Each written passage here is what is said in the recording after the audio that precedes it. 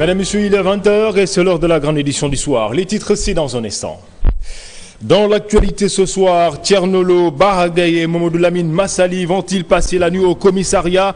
Difficile de répondre par la négative. Ces trois responsables politiques sont depuis ce matin entre les mains des enquêteurs.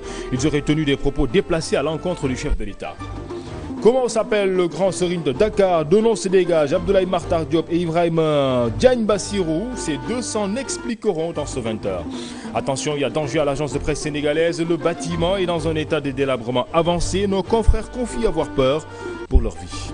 Edouard Ndiolkoumba repose désormais au cimetière de Mbelelan. L'homme à la voix d'or a été inhumé ce matin. Plusieurs personnes et monde de la presse avaient effectué le déplacement. À l'étranger, la traque du suspect numéro 2 se poursuit à Boston. Une impressionnante chasse à l'homme est en cours. Barack Obama va retrouver les auteurs de l'attentat. Voilà pour le sommaire. Bonsoir à toutes et à tous. Thierno Lo à la division des investigations criminelles, Baragaye au commissariat du port et Mamadou Lamine Massali ou Baragaye au commissariat de Bel-Air et Mamadou Lamine Massali au commissariat du port. Cela fait suite aux propos déplacés qu'ils auraient tenus à l'encontre du chef de l'État. Thierno Lo avait dit lors d'une conférence de presse de mardi dernier qu'il y avait des homosexuels dans le gouvernement. Et puis Baragaye et Mamadou Lamine Massali ont accusé de tous les péchés d'Israël le président de la République. On me fait signe que l'élément n'est pas en place. Nous y reviendrons avant la fin de cette édition. Et puis on a appris aussi cet après-midi que l'UJTL fera face à la presse samedi. Deuxième titre de l'actualité, la communauté Lébou renoue avec les démons de la division. Deux grands serignes pour la région de Dakar. Abdoulaye Makhtar Diop qui remplace Massamba Koki Diop et Ibrahima Bassirou Diagne. Ou Ibrahima Diagne Bassirou qui succède à son père. Ce dernier a été élu par 5 des 7 dignitaires de l'Assemblée constituante selon le chargé de communication des cadres Lébou et porte-parole de la famille de feu, Serigne Bassirou Diagne, que nous écoutons. La réunion extraordinaire que le Ndeye Diambour et la Gournarou Gueye a convoquée hier, jeudi le 18 avril.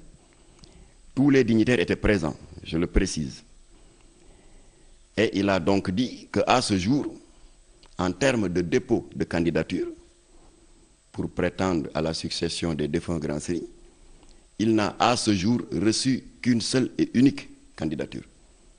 Et je voudrais préciser que dans l'organigramme de la collectivité Lébou, seul le Ndeye Diambour, qui est en quelque sorte notre président de conseil constitutionnel, est habilité à recevoir les candidatures et les différentes prétentions successorales après le rappel à Dieu d'un grand serigne. Il nous a donc fait comprendre qu'à ce jour, il n'a reçu qu'une seule et unique candidature, à savoir celle de Pape Ibrahima Diagne Bassirou, le fils aîné du défunt grand serigne de Dakar.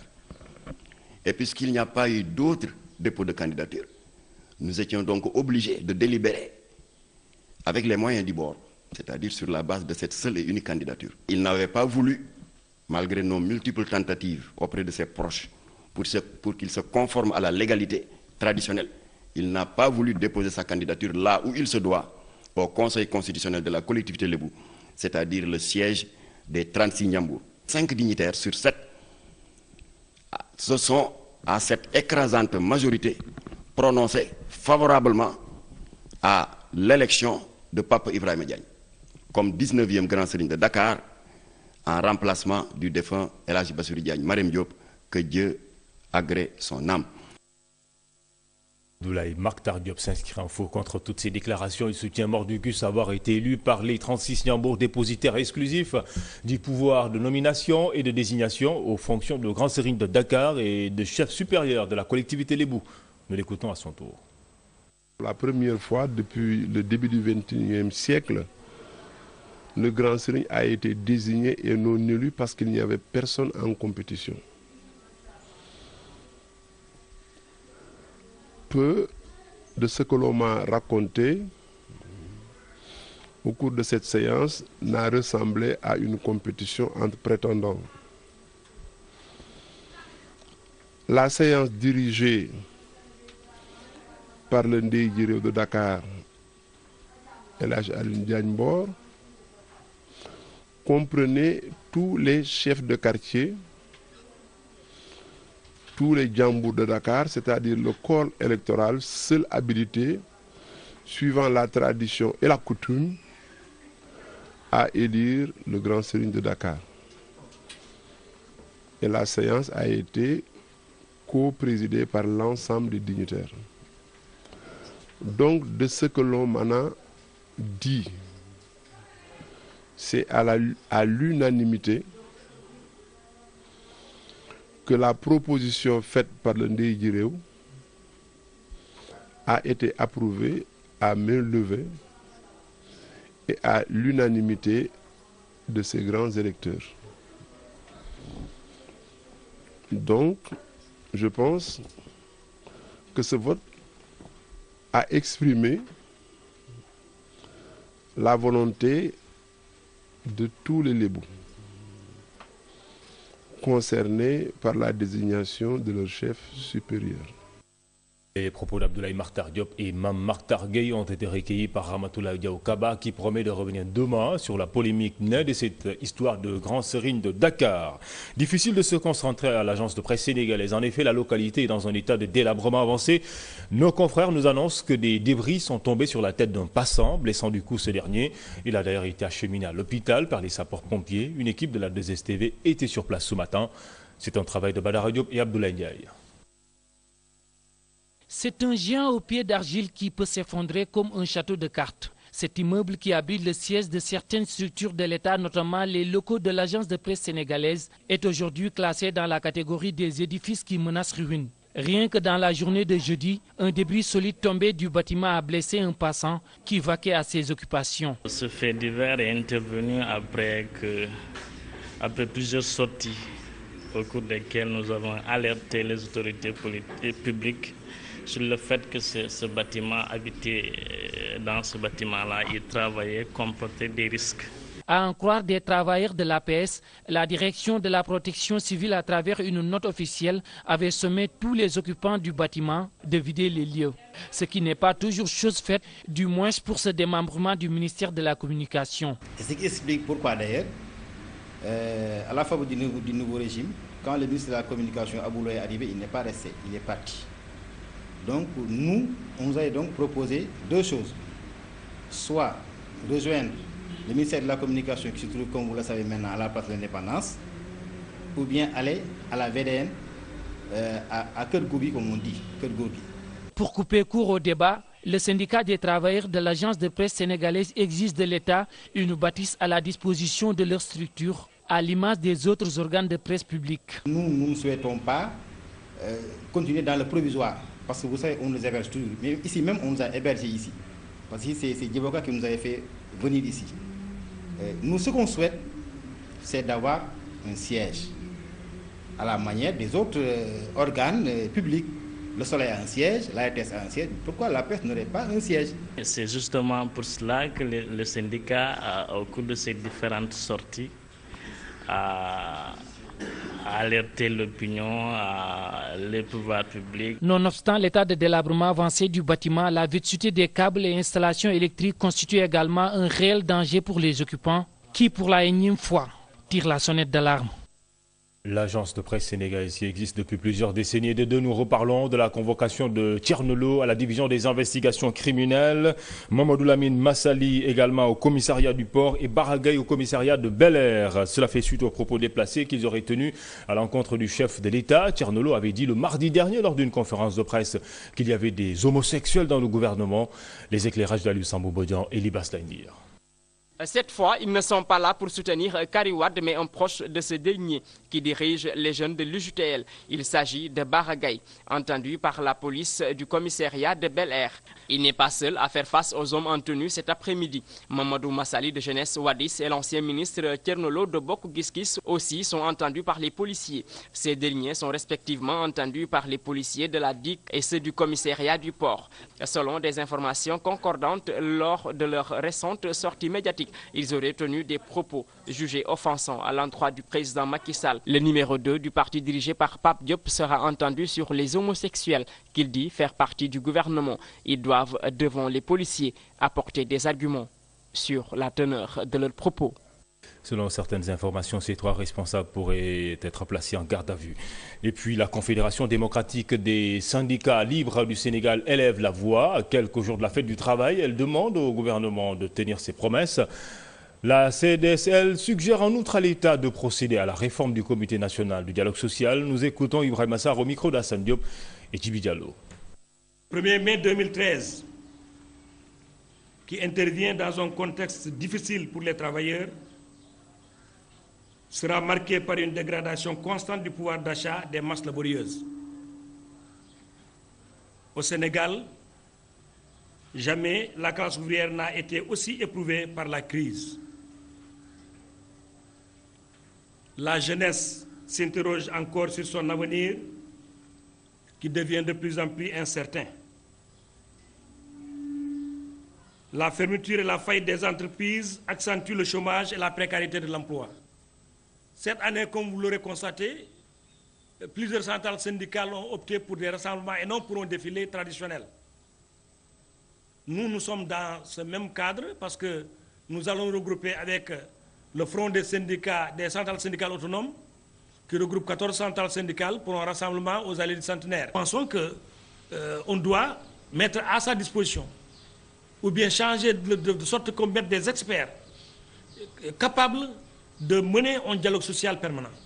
Nous sommes entièrement d'accord, mais n'avons pas la même vision que ceux qui ont créé cette structure. Parce que les biens mal acquis, je crois que, et je l'ai dit tantôt, je l'ai dit au Sénégal, ici, je l'ai dit tout à l'heure, au Sénégal, les biens mal acquis ne concernent pas seulement que des anciens ministres ou des anciens présidents de la République. Si on doit traquer ceux qui ont eu des biens, l'origine de leurs biens, on doit remonter très loin. Nous ne faisons pas de ceux qui ont, comme on le dit en Wolof, fait dem ou fait tay. On a vécu quand même une certaine période au niveau de ce pays. Nous avons vu comment les gens se sont enrichis quelque part. L'Institut de formation du personnel navigant de cabine sollicite une aide des autorités. Selon lui, ces étudiants éprouvent d'énormes difficultés après l'obtention de leur diplôme avant d'intégrer le marché du travail. Un cri du cœur lancé par la direction générale de l'établissement qui célébrait hier le recrutement de 12 étudiants par la compagnie Ethiopian Airlines. Les explications données à Aram Touré et Libas Laindir. L'Institut de formation de personnel navigant, cabine et sol, la seule en Afrique subsaharienne, forme des hôtesses de l'air, stewards et agents au sol. 12 de ces élèves viennent d'être recrutés par la compagnie africaine Ethiopian Airlines. Ils vont rejoindre Addis Abeba et pourront traduire ce qu'ils ont appris durant leur formation. Il faut d'abord avoir un bagage linguistique, c'est-à-dire l'anglais. C'est beaucoup de fierté pour moi et pour nous tous d'ailleurs. Et j'espère que cette opportunité s'offrira à tous les élèves de l'IFPNC. À l'IFPNC, nous avons quand même l'habitude de fêter ce genre d'événement. Ce n'est pas une première chez nous. Nous avons eu des élèves recrutés par de grandes compagnies aériennes, à l'instar de Ethiopian Airlines, à l'instar de Emirates, d'Etihad, Afrikia, la CAM, Mauritania Airlines et d'autres compagnies africaines. Malgré le soutien de ses différents partenaires, l'IFPNC Afrique peine à insérer tous ses diplômés. Consciente de ce fait, la directrice de l'Institut sollicite l'appui des autorités. Nous essayons de leur trouver des emplois. Par rapport à l'insertion, nous rencontrons des difficultés et nous appelons les autorités de ce pays quand même de soutenir cette école. La compagnie aérienne qui a procédé au recrutement de ses élèves ne compte pas s'arrêter en si bon chemin.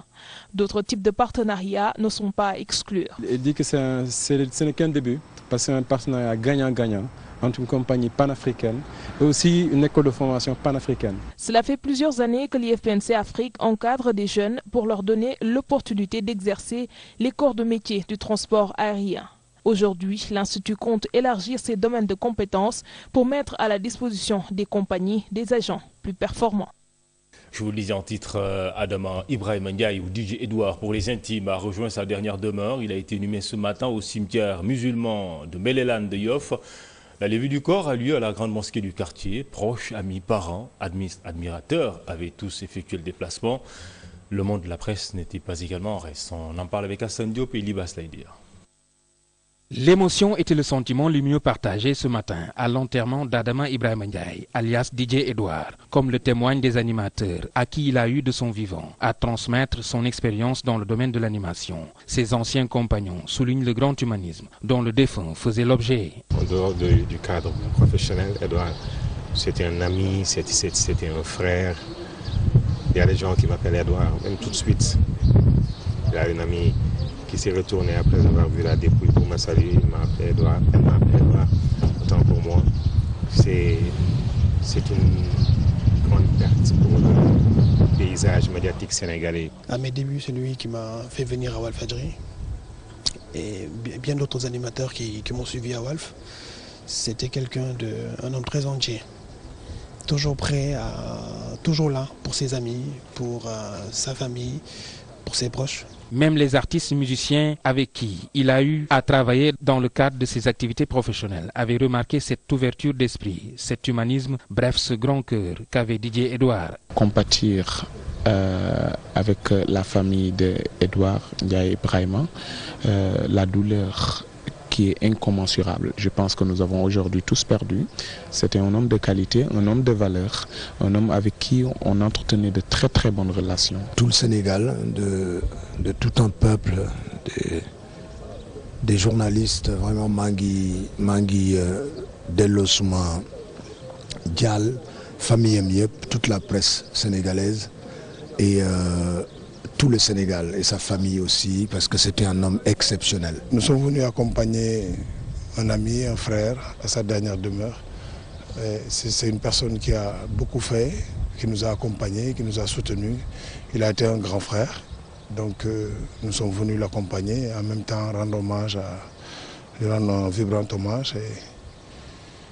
C'est très dur de parler, quoi. Adama Ibrahima Ndiaye, alias Didier Edouard, a été accompagné dans sa dernière demeure par toute la communauté médiatique, mais aussi artistique. Didier Edouard Bundiol Kumba, comme aimait bien l'appeler ses proches, laisse derrière lui une belle voix dont les auditeurs et téléspectateurs sénégalais se rappelleront à jamais.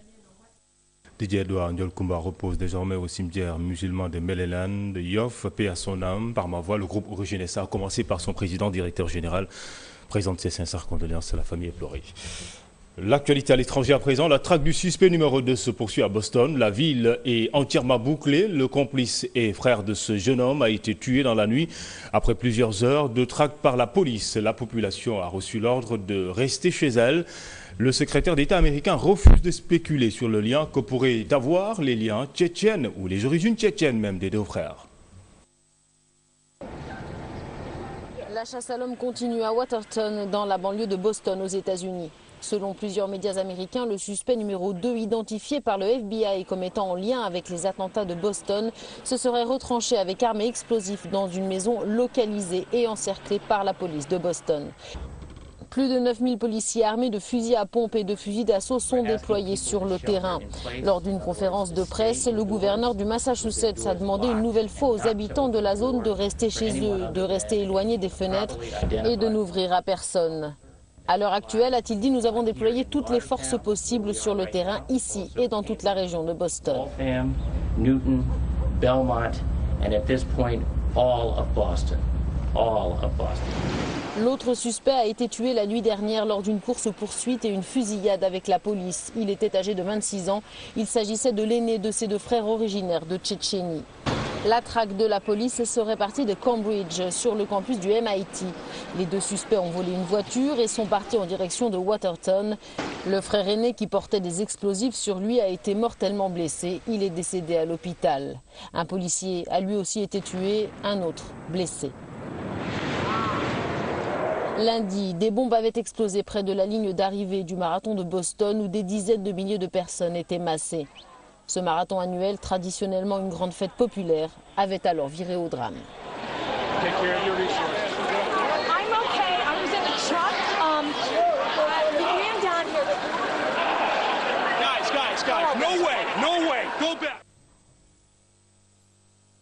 Les informations se sont accumulées. Et puis Barack Obama qui veut retrouver les auteurs de l'attentat de Boston après ce double attentat, le plus grave sur le sol américain depuis ceux du 11 septembre. La sécurité a été renforcée dans la ville, la grande ville même des États-Unis.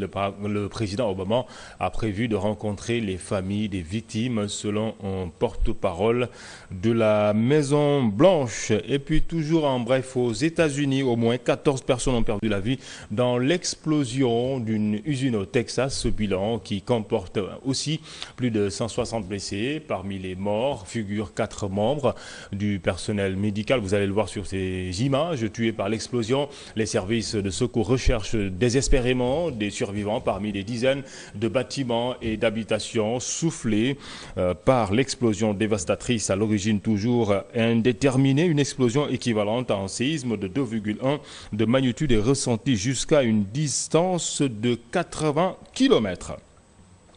Ils sont libres depuis ce matin. Ce sont les otages français libérés aujourd'hui. Ils devraient regagner Paris dans les prochaines heures. Leur libération reste encore floue. Tous les États impliqués restent absolument silencieux sur les circonstances de ces libérations.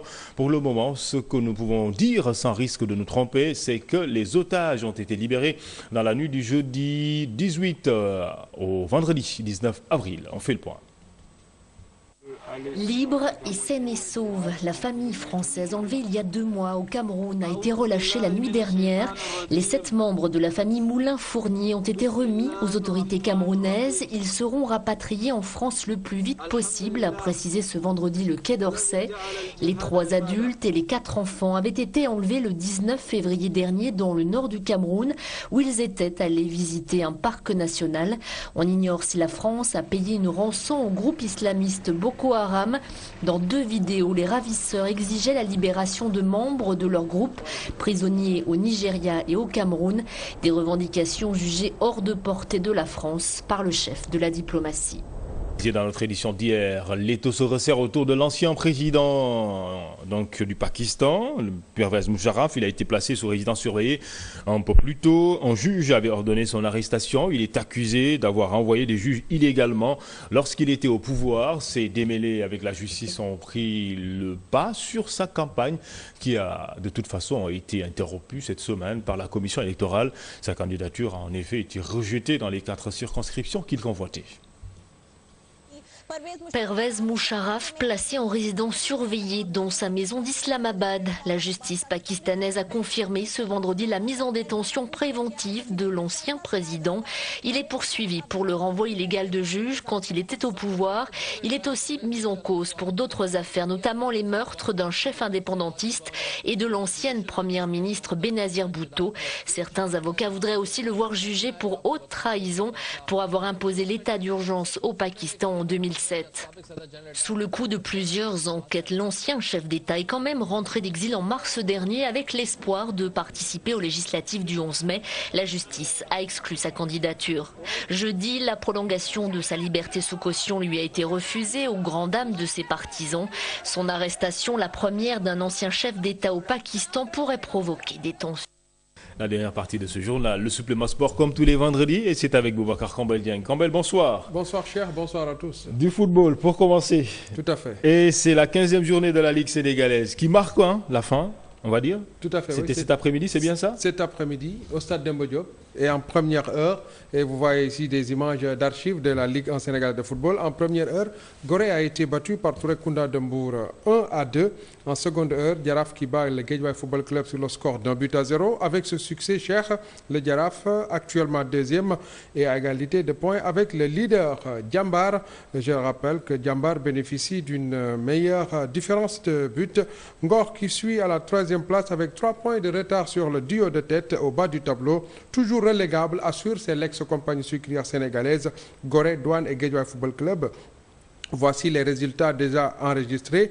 Défaite de Djambar 0-1 devant le Casasport et de l'Assur sur le même score face à l'AS Pikine. Victoire de Ngor sur la Douane 1-0. Un partout entre Wakam et Port Autonome de Dakar. 0-0 entre Duc et Yego d'une part et entre Niary Tally et Linguère de Saint-Louis d'autre part. Alors Boubacar Campbell-Dieng était encore prématuré de dire que le championnat se jouera entre l'AS Djambar et Djaraf. Toujours prématuré parce qu'il y a Ngor qui est à l'affût, il y a également l'AS Pikine, Ngor qui est à la 3e place, qui est à 3 points du duo de tête. Également l'AS Pikine qui est également aux aguets. Mais là, ça va être extrêmement difficile entre Djambar Jaraaf, Ngor AS Pikine et pourquoi pas des équipes du bas du tableau parce qu'il reste encore des journées à disputer. Beaucoup, hein? Tout à fait. Nous en sommes qu'à la moitié?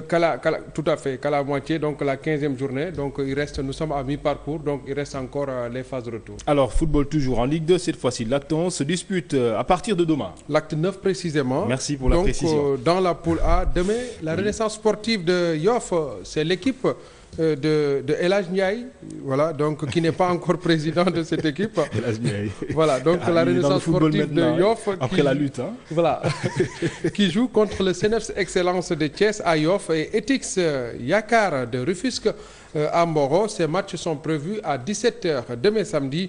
Je rappelle que dimanche, il y a HLM contre Ndiambour de Louga à Demba Diop et Saloum contre Stade de Mbour, c'est à Kaolack dans la poule B. Demain à 17h, Dara contre Santhiaba à Dara. Santhiaba, c'est une équipe de Ziguinchor. Et Sunuor contre Renaissance de Dakar à Diourbel. Dimanche, suite et fin avec Mbarguet de Kébémer contre Dakar Sacré-Cœur, c'est à Kébémer. Et Tenguet Football Club contre Jeanne d'Arc de Dakar au Stade Demba Diop. Et comment va s'appeler le club de El Hadj Ndiaye? Certainement, on va maintenir le même nom, la Renaissance sportive de Yoff. D'accord, attendons de voir alors les téléspectateurs. Du basket masculin, on connaîtra demain l'affiche de la finale de la Coupe Saint-Michel, édition 2013. Tout à fait, ce sera à l'issue des demi-finales. Saltigué de Rufisque contre Mermoz et Duc Douane dans la première affiche. Nous dit Adama Kandé, Mermoz part avec la faveur des pronostics. Et puis dans le deuxième match, tout reste possible entre le Duc et l'AS Douane. Adama Kandé nous présente ces deux affiches. Voilà le prestigieux trophée convoité par les équipes de la Ligue de basket de Dakar. Il y a également Diakhaté qui va démarrer, Rodriguez, l'ancien joueur de l'UGB. La Coupe Saint-Michel, riche en couleurs et en ambiance, est très prisée au Sénégal. Les supporters du Duc qui chauffent le stade Marius-Ndiaye. On va juste rappeler le 5 majeur du Duc. Ce samedi, on connaîtra l'affiche de la finale à l'issue des demi-finales prévues à Marius-Ndiaye. Dans la première confrontation, le Saltigué de Rufisque, novice de l'épreuve et mal en point en championnat, ira à l'assaut de Mermoz. Certes, l'équipe de Mermoz a enregistré cette année des départs, mais elle demeure le favori de ce face-à-face. Les Bleus devront tout de même éviter de tomber dans le piège du complexe de supériorité. Saltigué n'a rien à perdre dans ce match et jouera sans pression. Dans la deuxième affiche, Duc et Douane partent à chance égale. Les deux équipes connaissent bien le trophée pour l'avoir déjà gagné.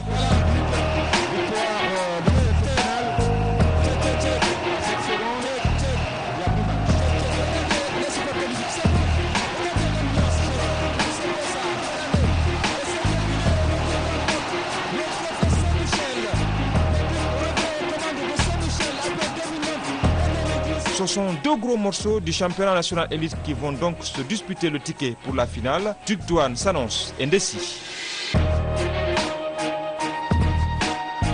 Voilà donc des demi-finales qui sont prévues demain. Je cherche juste à rappeler que la Coupe Saint-Michel est une compétition de la Ligue de Dakar de basketball exclusivement réservée aux garçons. Et donc son pendant chez les filles, c'est la Coupe Arc-en-Ciel. Et quelles sont les équipes favorites, on va dire? Pour ce fait-là, donc il y a Mermoz qui est favori donc face à Saltigué. Et dans l'autre match entre Duc et Douane, vraiment c'est une belle affiche, quoi. C'est une belle affiche et tout pronostic est interdit.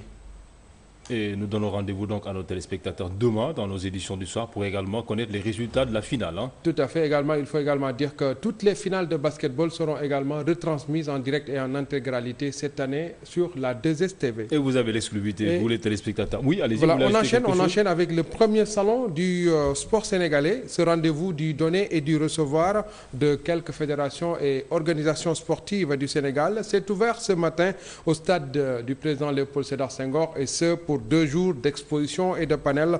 Et tout cela pour le développement du sport national. Raphaël Agbo-Pomé est l'un des initiateurs de ce salon. Il est donc co-organisateur de ce salon avec l'Institut sénégalais au métier du sport. Et c'est l'Institut, vous savez de qui? Du ministre des Sports, Mbagnick Ndiaye. Je vous propose d'écouter Raphaël Agbo-Pomé. Le salon va offrir cet espace de rencontre et d'échange à tous les acteurs du mouvement sportif sénégalais.